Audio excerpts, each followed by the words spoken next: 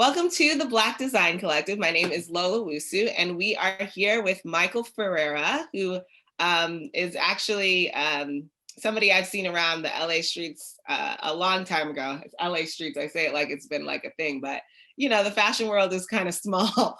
But let me tell you a little bit about him. He is the founder and president of Michael Ferrera Custom Clothing, a bespoke clothing line for business professionals, athletes, and entertainers. He's also the author of a book series titled The Perfect Gentleman's Pocket Guide. He studied business and economics at UC Riverside, where he also started his t-shirt line, Maestro's Tech. And he is currently serving on the board at the Los Angeles Urban League and has his own brand, of course. His personal he is he has one-on-one personal service to create the perfect bespoke suits with also the perfect custom fit shoes, shirts, accessories. It's amazing that he does all those things and he makes it custom for people. So I'm very excited, not only because I've been able to see his business grow and see him from these LA streets, but I think it's important to see his side, and I'm excited for him to join. So thank you, Michael, very much for joining us here with the Black Design Collective. My absolute pleasure, and thank you so much for having me. I think we're going to have a good time today, share some insight, and be valuable, and just continue to have all of us go to a higher level. Exactly. Thank you. So where are you now? Where are you right now? At the exact moment, right here in my design showroom and working in my office, and I will be drawing and creating and a bunch of fun stuff today. I do like to step out of my home and space at times. I do like to change scenery, so that's where I am right now in my native city of Los Angeles, California. Yes. I always find it fun when I meet people in Los Angeles from Los Angeles. It's like few and far between, but it's a novelty, and I'm excited. So growing up in LA, having business in LA, living in LA still, what is that like in general? Of like, I'm sure you at some point had connections towards different like industries. What made you decide fashion was your industry, and what was it like growing up in that environment? Yeah, well, growing up, I always loved fashion and clothing, and being here in Los Angeles, we get to see many times a lot of the flagship stores, or the secondary flagship store, I should say, or third, something like that. Many times we see flagship United States stores in New York, and then second flagship stores are often LA, Beverly Hills, etc. But internationally, of course, we see Milan and France, and the list goes on. But I think in LA, you get to see so many different cultures and lifestyles, and I think that's one of the beautiful things that like allows me or brought me to fashion. I blame it often on my mom in the aspect that she always had us in nice clothes and had us neat and orderly. But as you grow older, you start to create your own style and create your own entity and start to notice things that you personally like. And so I was very young. Even as a young person, I knew I wanted to be in a fashion realm in some capacity. That's awesome. Was there like an aha moment of like, this is something I can make my career, or were you always just enjoying the clothing aspect of it Yeah, there definitely was an aha moment. And as you mentioned earlier, when you made the introduction of starting my first clothing line when in college, that was really the aha. That was the biggest aha. There's been others as you progress and grow and you learn things in the industry, but the number one was being in a position to where I could actually sell stuff. I was in college. I had an idea to create t-shirts and casual wear. Knowing that I was already tall, it wasn't easy for me to just walk into a store and say, hey, I like this shirt, I like this jacket, buy it, leave. that just doesn't exist, right? Like Right. being being 6'5", it's like, okay, this is dope. Does it fit? Right. Do they carry my size if they don't have it? Can I order it? And the so many other things that goes into being tall and loving fashion. Right. So I came to the point was like, oh, that's dope. I'll just make it myself because Uh-huh. they don't make a size to accommodate me. So being in college when I was just making t-shirts and jeans and casual wear and hoodies and sweatsuits and normal stuff, the aha was people were asking me what I was wearing before I started selling it. So I would rock my own piece and just go to class or go to the gym or just walk on campus, and people would stop me and ask like, "Yo, what are you wearing? Where did you buy that from?" And then that's Uh, how I got into the point of like, this is my line, this is my collection. I'll make Great. you one or I'll sell you one, you know. And that was the like, oh, I could actually make money from this. Yeah. And that was when I was That's like, this is real life. That's awesome. And I love how organic it is in both that it solved a problem for yourself, but also created something exciting for other people. And obviously you were talented at it because other people wanted it. So you started it as a business. How did you, and in college, um, how did you transition from selling like a couple pieces here and there to actually creating a line Yeah. with that? Yeah.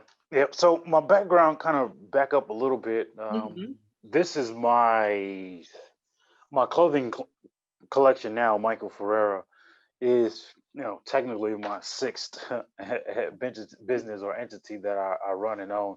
So when I started my t-shirt line, it was kind of a spin-off from my first company. I've always run companies since I was a kid. I've always had an Serial entrepreneur heart and entrepreneur. spirit. Yeah. Okay. And I get that from my grandfather and my father. My family's not from here. My family's from Belize, Central America. I was Mm, born here in the United States, and and the idea of entrepreneurship or creating or not relying on others to provide for you, but creating and doing on your own, that was always instilled in me very early. So I started my first company when I was actually 12 years old, and my wow. father had a DJ business that I just started to play around in a garage, and I was like, oh, I love music, I Oh my love hip goodness. hop, I love I love everything about these lights and these digital keyboard and the mixing board. And so I was hands on. My father being a audio engineer, Mhm. I was in a position to just learn things really early. And he was running a business. When I started hitting 14 and 15, I was like, man, I'm good enough at DJing and making music to where I'm willing to solicit and sell my services. So that was my first company. Wow. So Wow. the idea of business was always there and still is. I still have Yeah. other insane ideas in my mind that will eventually come out when they're supposed to. But business was always my foundation. So starting a clothing line, the foundation of how to form a business entity, how to get the right sellers permits, how to sell and trade, build a website, sell, shop online, etc. That was there. It was just more of like implementation and doing it of how I started my clothing line. So in college, that's when I kind of took the experience I had from my previous business that I was already running and just shifted it into fashion, right? And then just started the wheels rolling there. Oftentimes we don't have to start with 80,000 products or Right. 50,000 products, but what if you just have one product Right. and you sell that one product really well and a lot? And that's what I did. I just made, t-shirts and sweatsuits, and I would sell t-shirts and sweatsuits. So We wait, wanted to do other stuff, yeah, but focus. and I'm gonna back up a little bit. When you created Sure. these t-shirts, did you just get like the jersey knit Mhm. and start sewing? Did you get t-shirts that were made and alter them? Like how did you source them? How did Mhm. you Yeah, it would. I should have took the easier route of buying T-shirts and then adding on to them, but I you didn't. Right? Insane. I wasn't wow. wise in that capacity.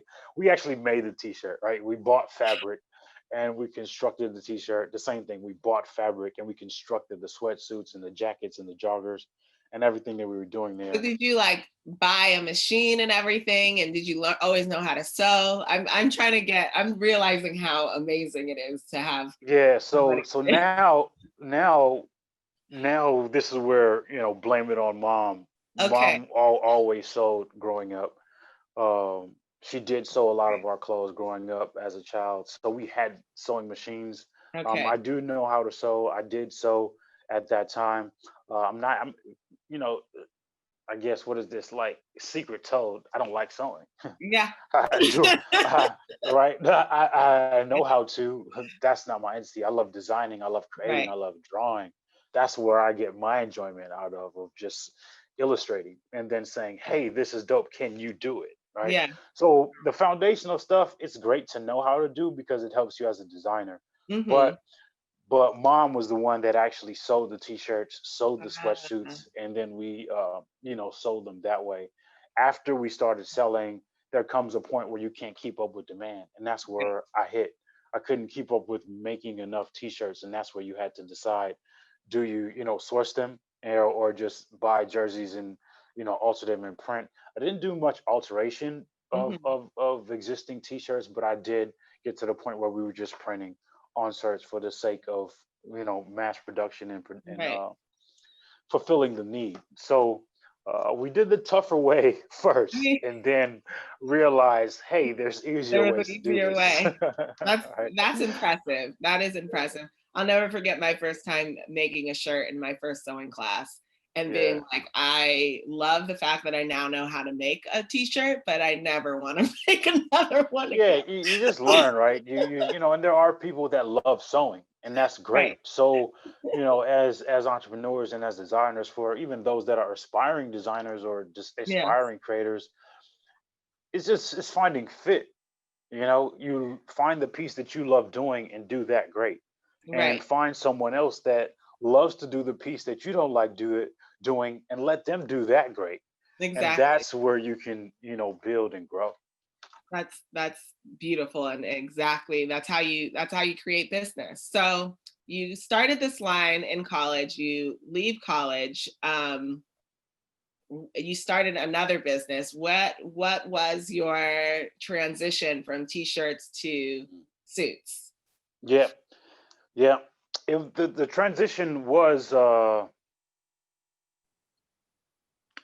it was relatively, I wouldn't call it seamless, because there is some new learning. And after I graduated college, I still wanted to do my t-shirt collection. But as you mature and as you grow in business and in other entities and meeting in different environments, Yeah, your wardrobe will evolve, right? So exactly. t-shirts will always exist, which I'm wearing one of my collection of t-shirts right now. T-shirts will always exist. Jeans will always exist. I get that. But there are also times where, there needs to be a tuxedo, right? There Yeah. needs to be a suit, a tie, dress shoes rather than just sneakers. And I knew that there was something that I wanted to do. I always wanted to be in a position to wear my collection, knowing that same thing applies. You can't just walk into a store, buy a suit, and leave, and it fits. Mhm. Being tall, it just doesn't work like that. So I knew I wanted to get into a bespoke and a custom collection. So I did go to fashion school after my degree at UC Riverside, and I took fashion courses at LA Trade Tech, where I met one of my greatest mentors, Mr. Torter. I call him Dr. Torter, mainly because I look at him like a doctor, right? Yeah. Because he's a doctor of fabric and making patterns. So he's the one that Mhm. taught me how to pattern make. He's the one that taught me how to cut, how to sew suiting and do tailoring versus just seamstress Right. and cutting and sewing, which are two different things. Definitely Very some things different. that, yeah, definitely things that cross over, but tailoring and seamstress are two different entities, Yeah. uh, and they have different talents and different crafts. So that's where I learned the craft of tailoring, and the hand stitching that goes into making a suit and a jacket and so forth. So after I went to fashion school there, I was already involved in my clothing business, and converting over to Michael Ferrera rather than just Maestro Tech, which my previous line was called. Yeah. And I started to evolve to just being my name, Michael Ferrera. And I pulled Dr. Torter to the side, and I was like, "Hey, man, listen, I'm already running some businesses. Mm-hmm. I can't really come here all the time, right? Let's, and I love the class environment because you get to learn from other people. You get to learn from other students that Yeah. have talent and have skills. But I just pulled them to the side and I was like, man, let's see how we can work together individually. How can you just train me and teach me the foundations of tailoring so I can continue to run my business? And he did that. I And we love had an that. agreement. We had an agreement, and he just taught and trained me, and it just allowed me to just again back to enhancing my Yeah. craft and knowledge, and That's so just interesting. progress from there. I've never even thought about it that way. And that's to me is genius is if of course you are in that space of just like, okay, how do I use this thing that I know is valuable, but that can work within my schedule and just asking for it. I feel like Yeah, it is almost revolutionary. It's like, okay, great. This thing that is traditional for a reason, but how can I make it traditional for myself? Like how can I make it absolutely. serve me? I love Yeah, that. and that's fashion in itself, right? Yeah. And especially me being a men's designer, I do have ideas and regularly working behind the scenes for a women's collection and a women's shoe line that I'm regularly working on that I don't talk about a lot. But hey, now I get cats out the bag. Yeah. But as a male designer, Love it. quite frankly, there's a maximum that we got pants, jacket, shirt, Right. right? And then an array of those different things: pants, jacket, shirt. So how do we evolve those things? Mhm. Women and ladies, you guys have, there's We- no limit. There's anything. There's dresses, there's skirts, there's you know pants, trousers, jackets, Yeah. blazers, overcoats, hoodies, hats. Yeah. There's everything. We don't have the array of options. So how can we create and be creative? So the outside of the box thinking is that's just how I live. Yeah. I love that. I love it. And it's so it's great because it's like the thing that makes you unique is also the thing that you realize is needed and you're filling that void. So with building the suit brand, I know that you've had, as you stated before, a couple other brands. Uh, how has that been? I mean, obviously there are other tall people like you and that you're catering to them. Was there like a shift in that, like getting your clients, um, running your business? How did you make it so that it's not seamless, but your clients Hmm. are coming in, Sure, sure. your suits are being made? What did that process look like? Yeah, it is oftentimes fostering like built on a relationship. Mhm. So as I was making that shift from t-shirts to going into wardrobe, in between that period, which I still own, my father and I still have a privilege of running other businesses and entities I inside of the love that it's financial realm. family. I love that. Yeah, yeah. My father, is he runs a wealth management firm that I still have an opportunity to have ownership in, and knowing that space of investment bankers, real estate professionals, financial professionals, those individuals and lawyers, those individuals are wearing suits. So that was a big way for me, or easier way for me to attract those people that I had relationships with, asking them to try my products, asking them to, if it, to test it out, to try it, and so forth. And then when it came to the actual production and process, I do manufacture internationally now. It just came from referrals and introductions, and having trials with manufacturing companies and sewing companies and tailoring companies that specialize in what I'm looking for, having the ability to produce one or two truly bespoke suits that Right. has 2 to 3 fittings, and sending back to them international, sending them back to me in the United States, and then just finding the right space that can truly provide a high level of service to my client. So we try to just make the experience, on top of providing a great product of high quality fabrics. We don't compromise in any way in regards to quality of fabrics, quality of threads, quality of buttons. In That's addition to providing the quality of product, I believe I believe everything matters. Some things may matter more than others, but everything matters on some scale. hmm So so regardless of the product is high quality, I also wanted to provide a high level of service. How yeah. can I, give you an experience that was like, Michael's great. I love him. He's funny. He's engaging. He Yeah. catered to me. So it was a combination of figuring out where that fit, and that's how it evolve. Hopefully that answers in line with what you're. Yeah, definitely. And why you would go into the more custom route, because it Mhm. is something more hands-on, that Yeah, yeah, you can yeah, help. um, yeah. And I see myself kind of using some of the things I learned in the beginning in the states that, I'm exploring now, and a new shift that I'm making, and why, Black Design Collective is going to be helpful in this transition and growth that I have is, actually going back to a ready-wear line, right? Not limiting, Ah, like not limiting the bespoke side, because you always will do it. One of my right. favorite designers and respected designers still to this day for reasons other than just fashion Yeah. is Ralph Lauren, in the aspect of, business entrepreneur. You get the high level purple label and Yeah. custom line, but you also have, polo and Yep. stuff that's available immediately at the drop of a dime. I need a t-shirt, I need a polo, I Exactly. need something quick.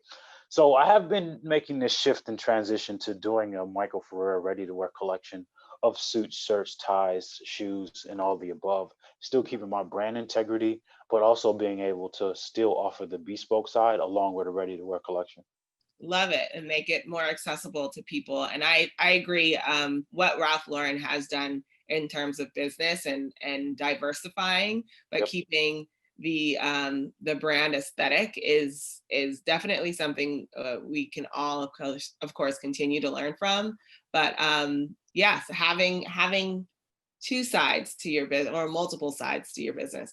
I'm a little curious about the shoes. How did you find the shoe manufacturer, and how are you doing that? Because that's not Mhm. something I hear often in general. Yeah, yeah. The shoe side continued to evolve from existing relationships. So not sure if I mentioned, but we do manufacture in Morocco, North Africa at the present time. Yeah, So we, as you begin to foster stronger relationships with your tailors, tailors know other tailors, designers know yeah, other designers, very true. and my existing tailor was able to make an introduction to a shoe designer that he was having a relationship with. And again, I started a conversation and just Hmm. began to explore. And, oh, man, this sounds great. I love custom.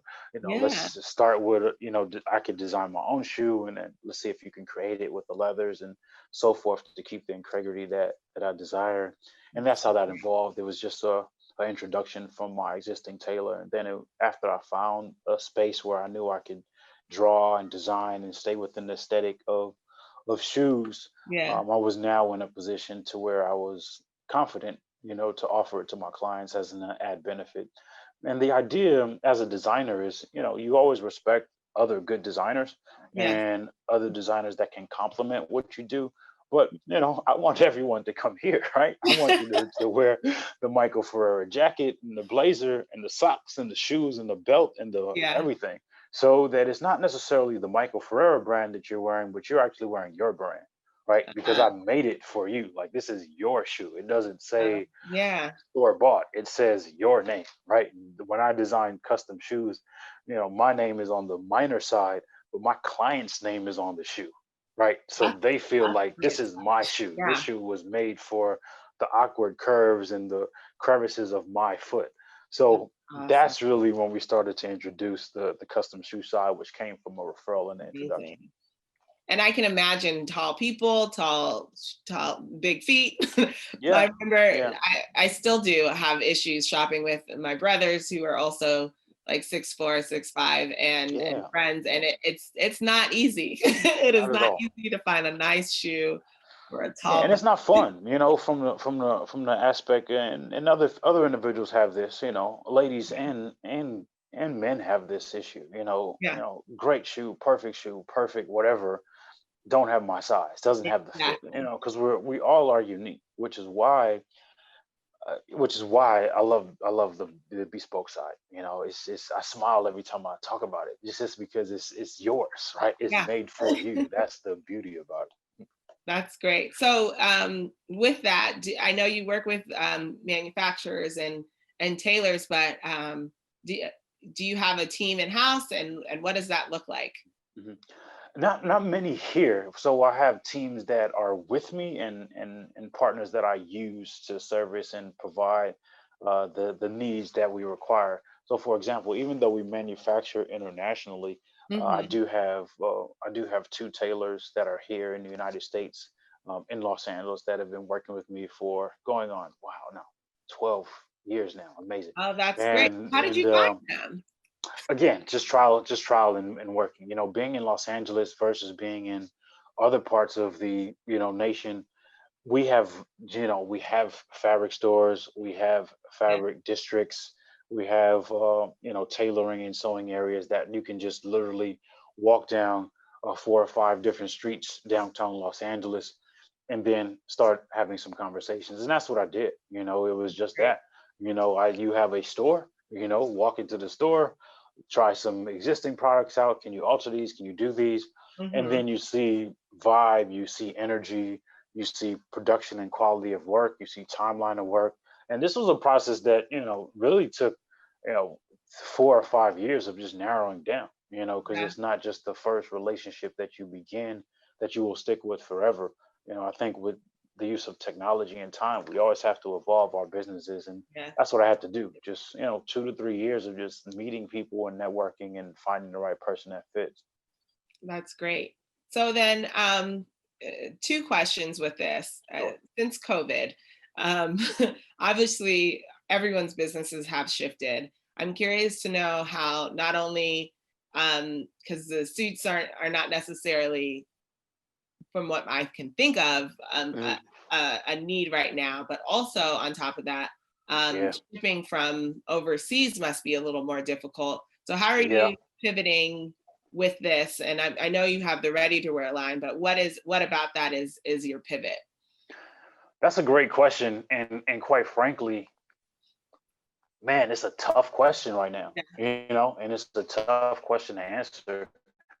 And so pivot is like a very important word, and changes that we've had to make. We're actually, in the process of getting a new store. We were in a location in beautiful Hollywood, California, which we probably will stay pretty soon. yeah, But after COVID, I guess we get back to either, leasing a building starts becoming available, and it makes sense to actually, you know, have a in-store experience again. We'll just be exploring that at a different level now. So hmm, that's one of the biggest things. Our existing store temporarily closed because of COVID. Awkward. yeah, It doesn't make sense to be sitting in a store that people can't come to. Man, that's yeah, not fun, especially in a especially in a bespoke experience where we literally have to be directly on shoulders, directly on wrist and arms, and taking 55 different body measurements. That was a huge shift. yeah, However, prior to this, we were already exploring new technologies that we've been in use of right now, through COVID, because a lot of our clients still are working, still require suits. I work with tons and tons of attorneys throughout the nation and in Los Angeles that still wear suits. People yeah, still have to go to court. So that's the beautiful thing, that we still get to serve our clients. We just have to serve them in a different right, way. So some of those technologies that we've been using allows us to, capture all of those body measurements digitally from the use of a mobile device or a tablet by spinning around, and 5 photos that goes into a extensive technology system that we've invested in, that gives us a very, very accurate description of what that body looks like and the body measurements that we that's can do. We've actually amazing. done Yeah, I we've love, actually done 2 weddings during that time, just off of our digital process during the state of wow. COVID. We might have to talk offline. I've been chatting about that with a couple people in the tech industry, and that portion of our business into um, what tech can do to help it is amazing. And the fact that you're Yeah. already using it is even more amazing. Yeah, Um, there's a handful of companies that are doing it at a strong level right now, and we've landed on one that we found is a good fit, and you know it makes sense. So we've been using that. Same thing, servicing at a different level and in different arenas. Maybe it's not suits and tuxedos and going to galas that I need to be servicing clients, but a yeah, lot of our content that you may see on YouTube and Facebook and Instagram has been catered to how can you show up your best on Zoom, right? yeah, Do you just show up in your pajamas and not comb your hair? Absolutely not. So we've been providing value on, what is it? What is the hard contrast of light and dark in a Zoom so that you look great and that the colors Right. in your back and the lighting is appropriate. So those are the things that you can still add value that we've been doing. It's not just, hey, we sell clothes. Right. It's, yes, we sell clothes, but we provide an immense amount of value that adds to why you continue to shop with us. And that is one thing I've always admired. You always, I've been a part of your email list for a while, and you always have not only just information but blogs. I think you had this one at one point, the Gentleman's Closet, I believe it was called, where you would give tips for people. It's not just that you're in clothing; you care about the well-rounded aspect of what it is Yeah. to present yourself. And I always admired that not only did you care about it, but you shared it, and you shared it Yeah, often. you have to. You have to, and that's part of the reason why I wrote the book and I had that bestseller and still no still do right to this Yeah, day. I have that bestseller on Amazon, The Perfect Gentleman's Pocket Guide. It's that it's the whole gentleman. It's not just I have a amazing, luxury suit on. It's not that. You don't want to yeah, do it in a form of arrogance, and we don't want to wear luxury, and we don't want to wear fashion out of sake of I'm better than you, or whatever, to be disrespectful to others. The way that we should carry ourselves and share and wear the fashion that we have is to express who we are on the inside. If you're a great person and you're fantastic and your mind and body and spirit are great on the inside, I truly believe that you should use fashion to express that on the outside. I love that, and amen. Yeah, it's Fully, not about just buying a $5,000 jacket. It's that I believe I'm worth a $5,000 jacket, therefore I wear this, right? yeah. So I never have a hiccup or a dilemma or a beef with a Prada or a Gucci or a Fendi that offer these types of luxury and high end brands. They cater to an audience that believes that that's what they desire, and it's Mhm. okay to be that way. It's okay to have nice things, and you know you should do it. Yeah, I fully support that. And something well made. One of my clients once said, and I'm sure you get this often, um, is nothing like putting on something that is made for you. Mm, mm, mm, And mm. the disposition that she had when she wears Yeah, it, yeah, the amount of people she tells about it, like, just it's something about having something that is made for you. yeah, If you're like it, absolutely. like, and she's like, I shop differently because of it, and all these things. And I'm sure you get that often with especially people who can't find things that they walking in the store. You get something and it fits you for the first time. I'm sure that changes their Yeah, whole disposition on how they are and view life. yeah, very So, true, very true. so let's get to know you a little bit, and a little more personally. I always ask these questions mainly because I think people with a trajectory of success have certain things that they probably do and incorporate into their daily life. So, what is your daily routine? What does it look like when you wake up in the morning? What do you do throughout the day? When do you go to bed? What does that look like? The daily routine and what it looks like. I'm not a robot, but very close. I and my wife will tell you, I'm very strict. I probably am more insane and crucial on myself than I probably should be, Mhm. but I think that's what has allowed me to be successful in a variety of different arenas in my life. So I wake up extremely early, and usually that ranges between 5 and 5:40 somewhere in the Okay. morning. And the reason that is that that just gives me an opportunity to give time to me, not Hmm. in a non welcoming or or selfish manner, but that morning time that I wake up, like I own that. That's me. That's what I give to Michael prior to the phone ringing and the text messages and the emails and the Instagrams and the Facebooks, and the list goes on of hey, Yeah. hey, hey, and the stuff that comes to mind. That time that I get from 5 a.m., like you could just own it, Hmm. because there's no other noise. no Yeah. other, distractions that can come unless you allow them in.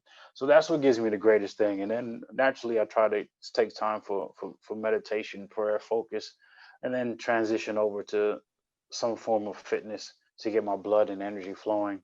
And after that, even with the state of COVID, by that time, my family's starting to wake up. So, Yeah. wife and baby is up. And the moment I just had my first daughter, the moment my Congratulations, daughter by the wakes up, way. thank you, thank you. The Congrats, moment she congrats. wakes up, it just shifts. It just shifts to like, okay, playtime, and I love I love it. I love it too, right? I'm just like cheesing as a kid just thinking about it. I love it. that. Just okay, it's playtime, Yeah, and my wife and I, with the state of COVID, we go back and forth and we support one another. My wife being an amazing television writer here in Los Angeles. great. Her schedule is very intense and requires a lot of dedication and time. So we have to respect one another's times and bounce off so we can Yeah, get things done while our wonderful daughter is at home. And then throughout that time, it's navigating. As mentioned before, it's at this time it's no longer my clothing company that I'm managing. It's three other entities that I'm managing in relation to my books, in relation to my investment wealth management business that my father and I own, and then also our real estate business that we own that have nothing to do with fashion, but it's maximizing and managing all of these things yeah, simultaneously. But I get my joy in my actual work. It comes from doing my fashion, following up with great. clients. How are they doing? What do they need?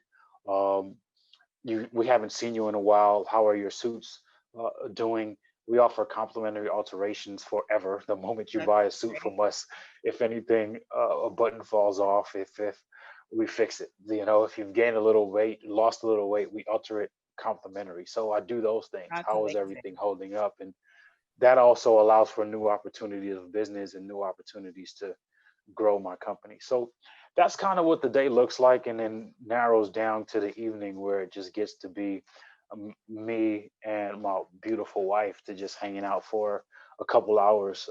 Not a big television watcher, but I love television because she does. Yeah, So I get to watch some TV, watch some movies, and that's hang great. out with her for a little bit, have some dinner, and you know do something of the sort like that the next day. So things change every day, but I'm very strict with certain things. I'm very strict with fitness. I'm very strict with mental health, and I'm very strict with serving my clients at a really high level. That's really amazing. And I can't believe I almost forgot to mention one of the places that I got to know you was the Yeah. Urban League, the Yeah. So then Los another task, right? It's Go a whole ahead. other Right. thing. You are a board, you care about the community. So not only are you Yeah. caring about your clients, you're caring about your family, you're caring about, your businesses and wealth management and growth, and books. Yeah. So Yeah. what would you say gives you the most balance? Is it that AM? Like what is it? What Mhm. mindful practices are Yeah. you adopting to create something that can handle so many entities? Yeah. I love that question, and I think about that often, but it always comes to down to the same answer. And I know why I do so many things, and I know why I give to the community and the nonprofits that I serve on. And the reason why I do the best to stay disciplined is because I'm very clear that all of the stuff that I do is just not about me. It's not about me.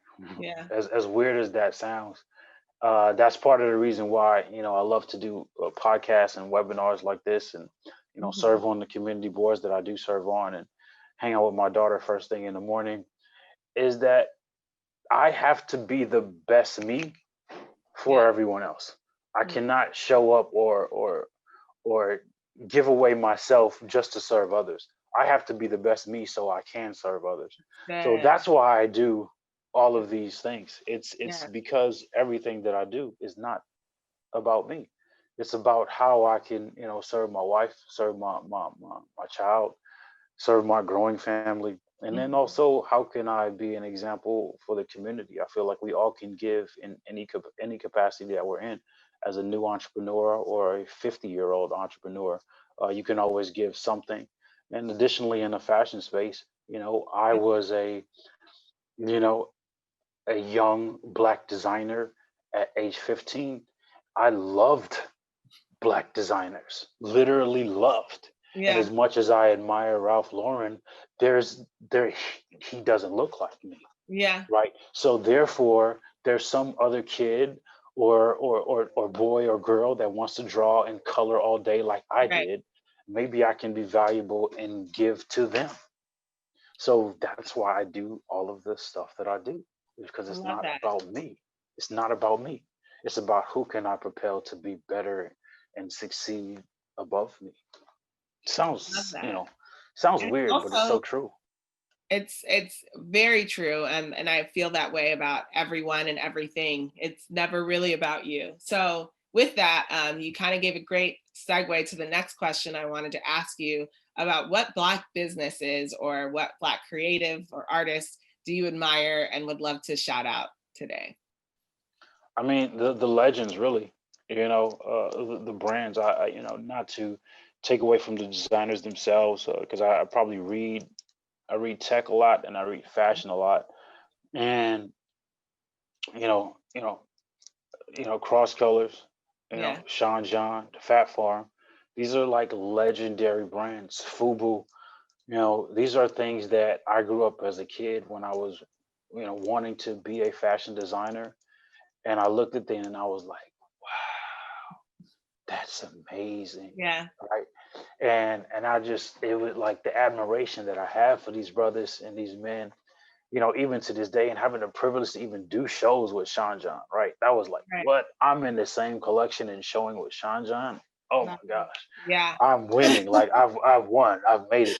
And then you realize, actually, no, that was just a stamp to get to you to a higher level, right? Hmm. And then the individuals that I admire, and at Fat Farm and Russell Simmons, and and Diddy, and all the stuff that they've done, it just, it crosses over with my music that I've done in hip hop, and then the fashion that they transitioned to, that I transitioned to. So, it's just a level of respect and admiration that I had of those Yeah. individuals being in a position to pave the way, and knowing Right. that it's okay, right? You don't have to be Italian. You don't have to be, in Milan, on a fashion runway and not look like me. Like I Right. could come from South Los Angeles and be able to design a high level luxury menswear line. I could do that. I love And that. that's what those individuals did for me. And I didn't have to leave to live in another country or entity because society says that's where it needs to be. I knew that I could pull this thing off because I believed that it was possible.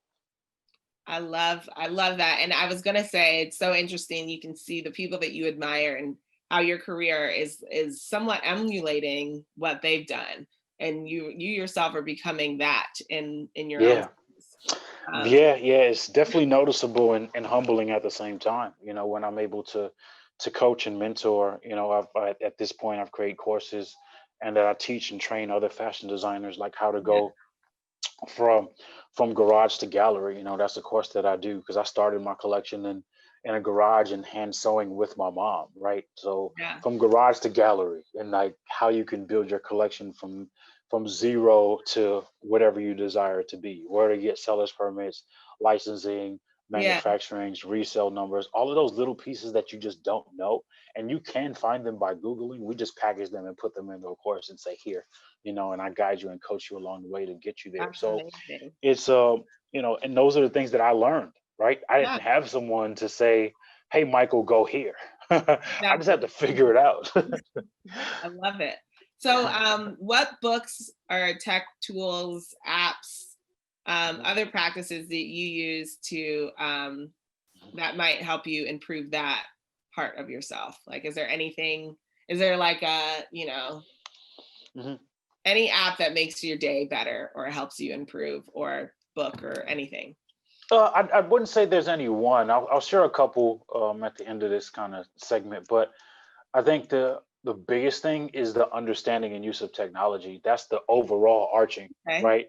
And being able to cross over. So I do use, no promotion for either item, but I use both, Android systems and Apple systems, um, and cross over simultaneously. So I say understanding the use of technology is the most important, because how if we continue to stay in the aspect of, you know 1905 and 1906 of, cutting and traditional manufacturing and tailoring and Right. cutting but on paper and making patterns, some of those things and traditions will last forever. I do understand that.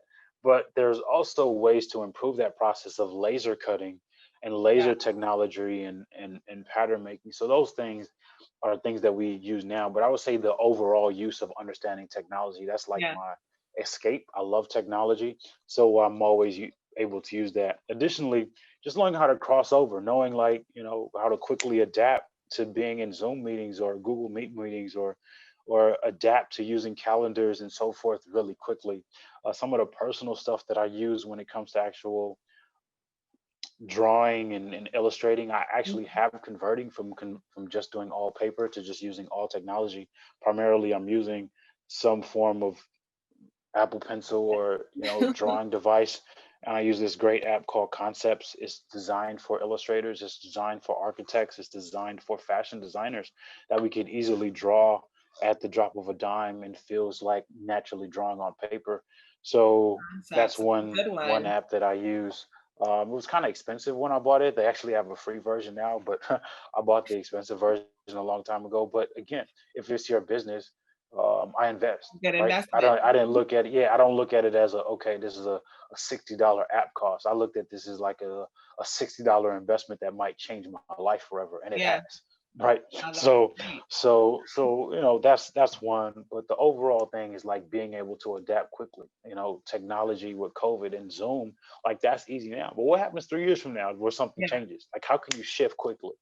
Yeah. That's the biggest thing for me, adaptation. That's huge. So, what are you the most proud of yourself? With all the things, all the accomplishments, everything you've done, what are you the most proud of in yourself?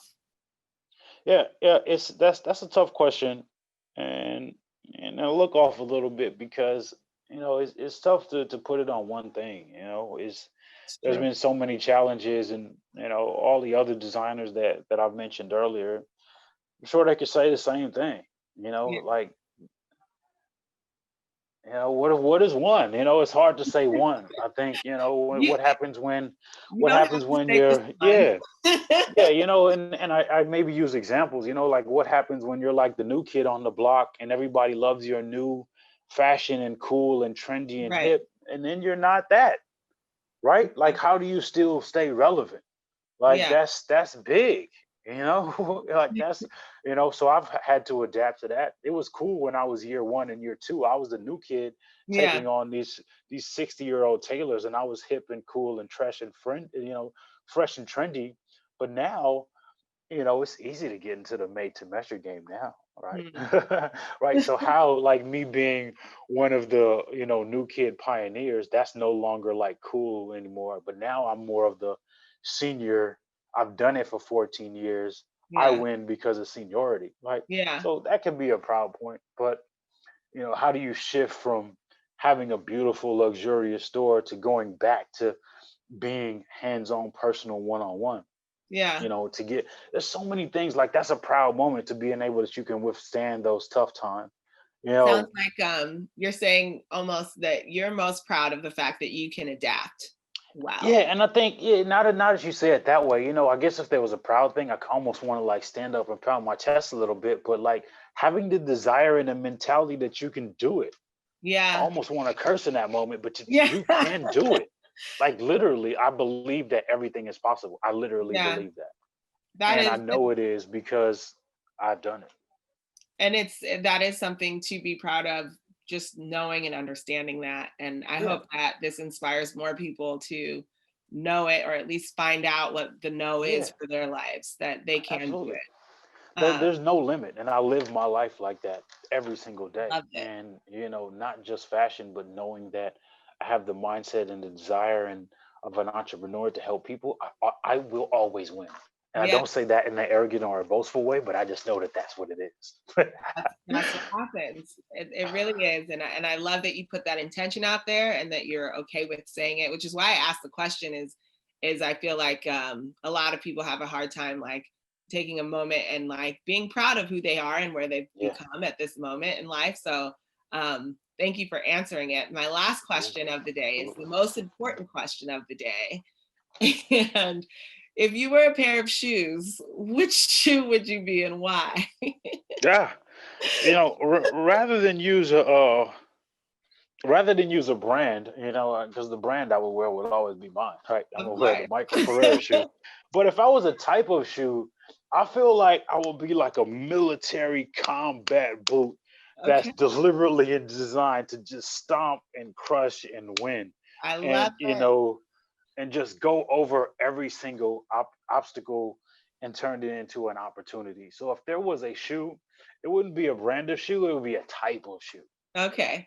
I like the love it. military combat Military boot boot. that can I love it. withstand anything, right? I love that. I just started asking these questions, but that's starting to be my favorite. You get a lot of insight about people by Yeah, yeah, by knowing that, and yeah, I'm glad to hear it. A combat boot, and I can see that. yeah, So yeah. thank you so much for joining us today. It is a pleasure of seeing and just talking to you, one in general, had I not known or met you before, but just the fact that I have and you continue to surprise and Appreciate evolve you. and That's awesome. become this amazing pillar in the LA fashion community. We really, and world community, honestly, but I, I appreciate who you are, who you've become, the man that you are. And thank you so much for joining us here Oh, at the Black Design. my pleasure. This is awesome. My absolute pleasure. I got enjoyment as well, and I think great to see you again, and touch and connect, and thank you as well. It was my pleasure. Thank you. Thank you. All right. Have a nice day. Absolutely. We'll see you soon. Peace.